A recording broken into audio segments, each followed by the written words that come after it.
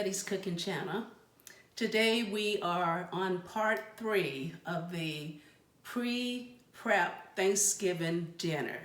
So keep watching. I'm going to add a half a teaspoon of sumac to the ribs. It's kind of like a lemon taste to the spice. This is it here. And to give it kind of like a sour taste to the ribs. A little onion powder on the front and back. A little onion powder. The first one was garlic powder, about a teaspoon of that on the front and back. I'm going to add a teaspoon of thyme on it. So I'm going to do each one of the ribs this way, but I'm only going to show you one that I do. I'm going to only show you this one.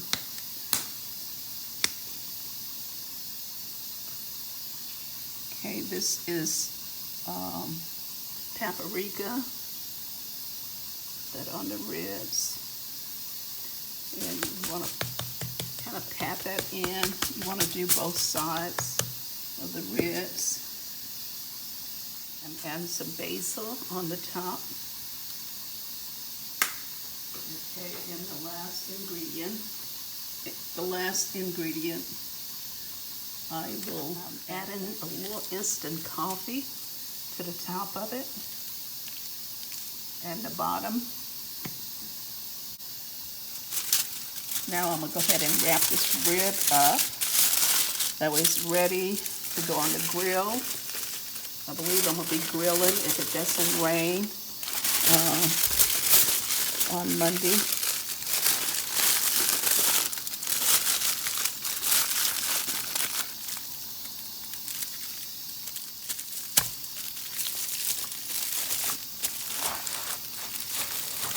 Now I'm ready to make my cornbread dressing. I'm going to add 1 egg.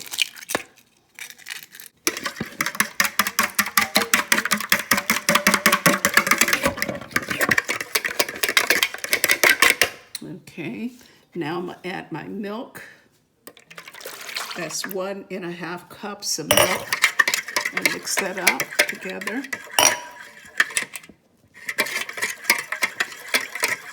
And I have 2 cups of cornmeal. Mix that up well. This is self-rising cornmeal. Okay. And the recipe is really from the package here. So this is the one I use all the time. Sometimes I use the regular cornmeal, and then I add my baking soda and baking powder to it. But this one is really easy. If you buy this product, it only take you a few minutes to make it. Now I'm going to pour in about 4 tablespoons of oil. Really, that's all I need. About 4 tablespoons of oil. Now I'll mix that up. And the recipe calls for sugar, but I don't like my dressing too sweet, so I'm just going to add just a little pinch of stevia. I'm not going to add that much because I don't like my dressing. I don't usually put sugar in my dressing, so just put a little stevia in there. So mix that up. And now I'm going to turn on the eye on the stove to get my pan ready.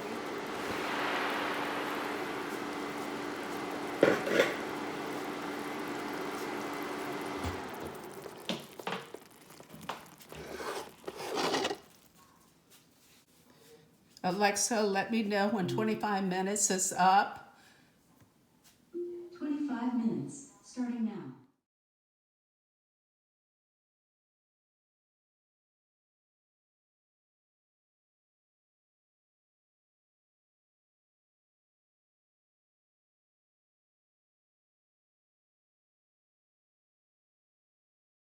Okay, that's my beautiful cornbread, and I'm gonna go ahead and mix it with the vegetables that I cooked earlier, that I sauteed earlier.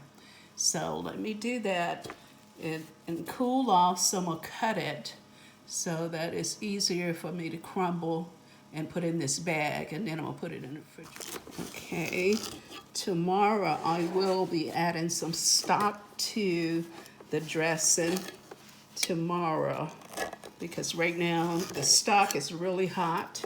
It's still in the Instant Pot, so I will take it out tomorrow.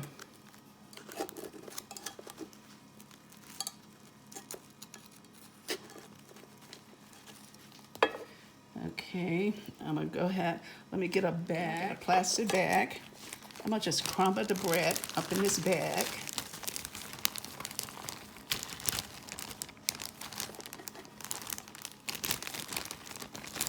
It smells so good.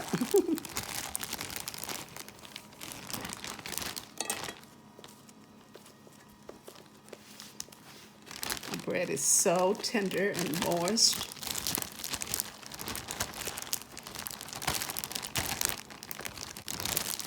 Okay, so you just gonna take it and crumble it up.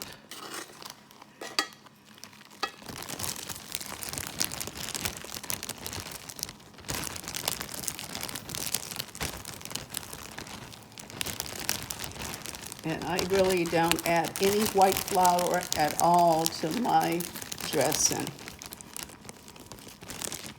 And it comes out very moist, tasty, and less carbs. Now, this is not a keto dish. This is a non-keto dish.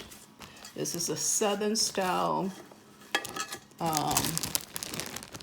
recipe for cornbread dressing. So it's all gone. I got everything in the bag right now. This is a prep.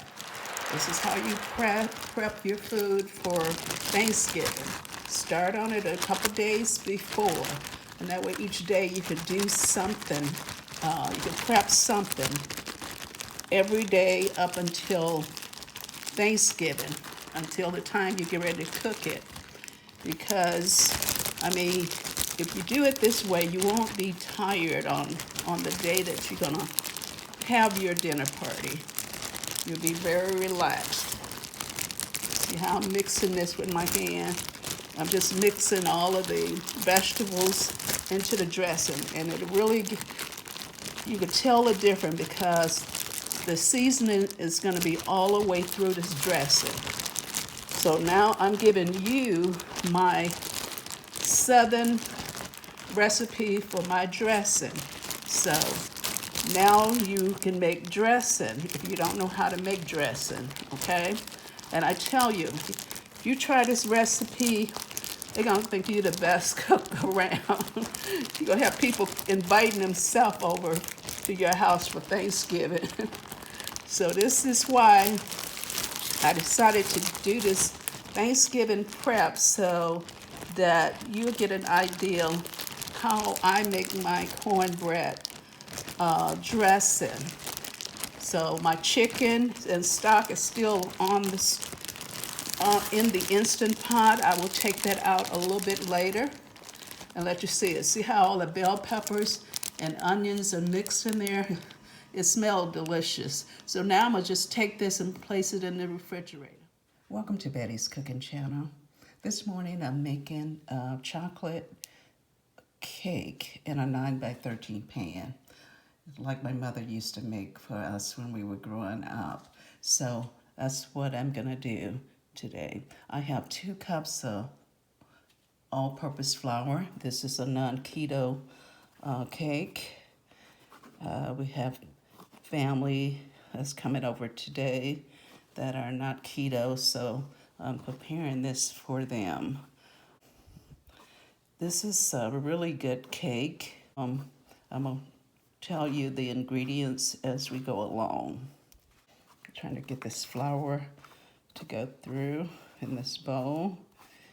I have a large mixer over there, but I hardly ever use it. I use it sometimes when I'm making bread.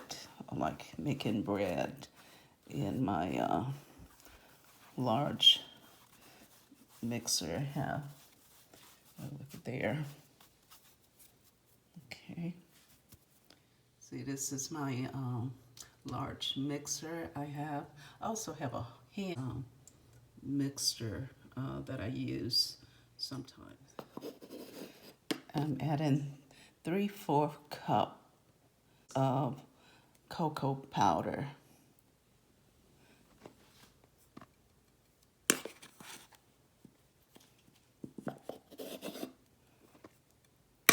This is a 1/3 cup, so I added three of the 1/3 cups in here, which makes 3/4 cups.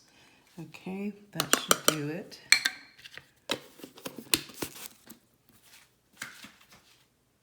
Add 1 teaspoon of cinnamon. There you go. I'm adding two teaspoons of baking powder. I added 2 teaspoons of baking powder.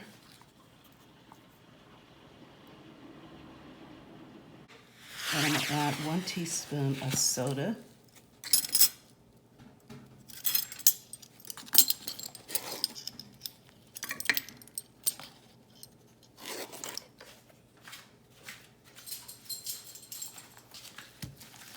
Add 2 cups of sugar.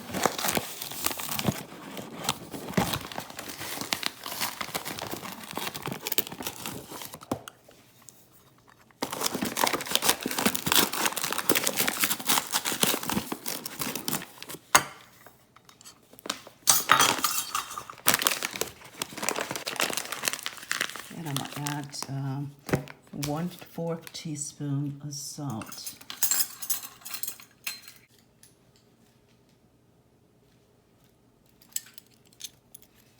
Okay. I'm going to go ahead and mix everything together.